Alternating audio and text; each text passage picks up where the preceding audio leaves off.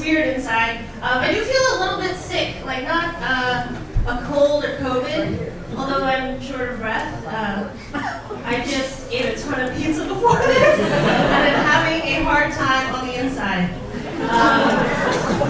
Weirdo, a lot of my sets lately have been just me talking about what I've been doing in the pandemic. How about you? You guys doing that?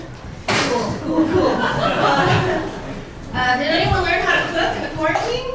All right, cool. Because usually it's just a room full of adults who knew how to do that already. But I learned how to cook in the quarantine, and in learning how to cook, I realized that cooking is kind of like having an orgasm. All right? Because sure, I could do it myself. I want you to do it. Right? Like, I know how I would make this. Well, what's your personal twist on this old classic? Right? And I'm not doing the dishes. I'm depressed and anxious. Anyone else merely paying attention? No? I've been doing a lot of work to like reframe, change my perspective on my mental illness so I can live with it. And I've come to understand that sometimes dealing with mental illness is just like giving into my depression. Just like giving in and watching a ton of Netflix. Not chilling, 100% anxious all of the time. But I also realized that not all of my depression behavior is bad. Like in my last bout of depression, I just started eating healthier. Yeah, this is what happened. It's like, hey, you're miserable already. How about some greens? Right, that turned into 3 days straight of eating vegetables. I've never felt so profoundly sad. Physically virile. The other thing is I am doing a lot of like reworking my depression behaviors. Like I ordered a stick and poke tattoo kit from the internet because it will send you whatever if you give it money. But this was a reframe on like some of my like self-destruction type of things. Like as a kid, I was a cutter. Right, I was a teenage girl in the 90s. It was the law. But now with the stick and poke tattoo kit, all of my self-harm is beautiful artwork. Look at these hands. I'm never going to work again. Yeah, take a good look right there. So this is what happened in the quarantine, though. I decided to tattoo my face. That's right. This is not a mole. It is a star, and I put it there. And in this process, I realized that there's a difference between thinking something out and thinking about something a lot. Because I definitely thought I thought this out.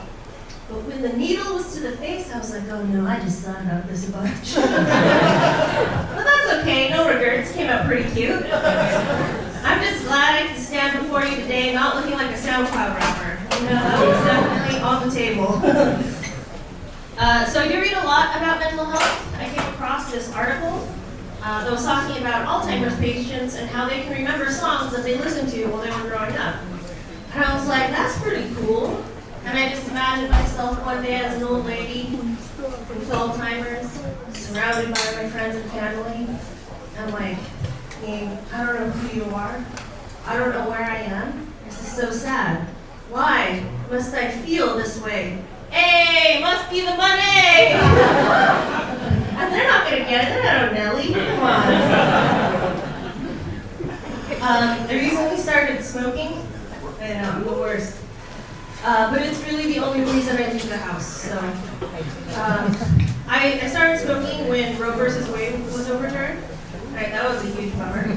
I was outside at the top of my hill smoking a cigarette, and these two, bless their hearts, San Francisco liberals walked by and did the to me.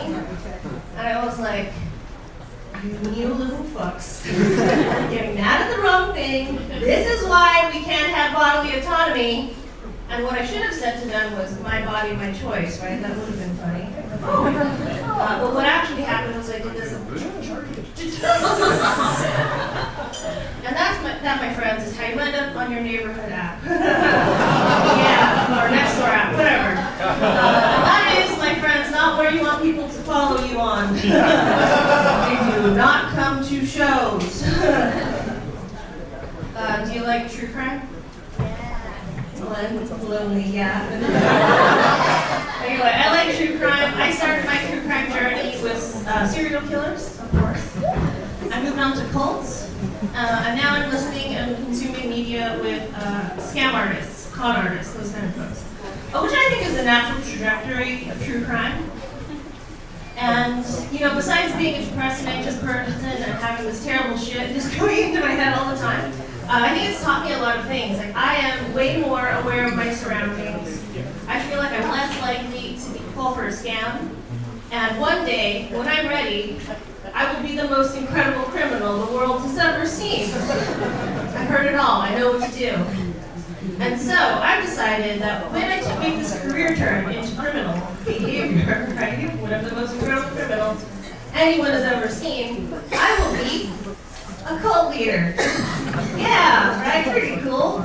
Probably pretty easy because, already pretty charismatic. And if I'm honest, a little emotionally manipulative.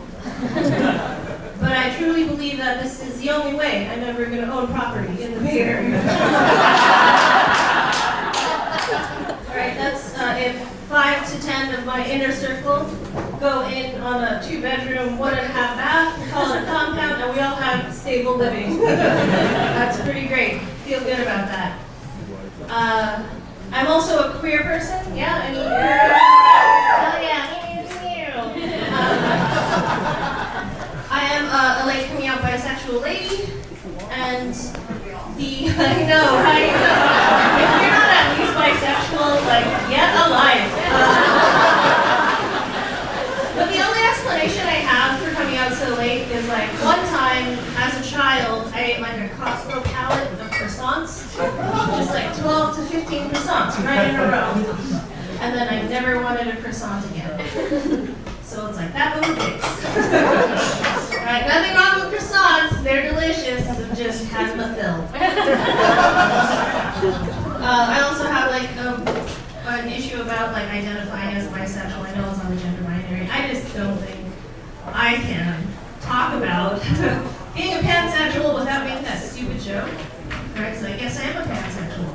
I do have sex with pants. Those handles are useful. I'm also a kinky person. Anybody into kink? BDSM? One lone hand, 2 cool people. The reason why I love kink is because it's super nerdy. Turns out you have to study a lot. And then there's this negotiation process, right? Where you talk about the things that you like, talk about the things that you're going to do. And so these conversations usually go a little something like this.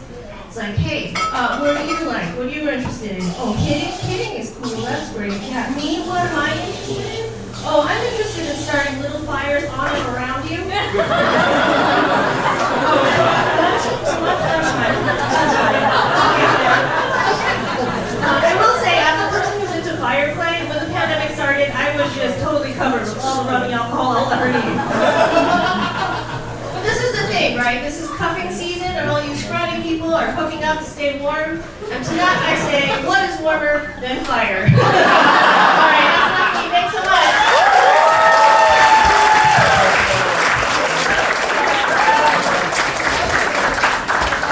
Hey, keep it going for Christy. Oh no!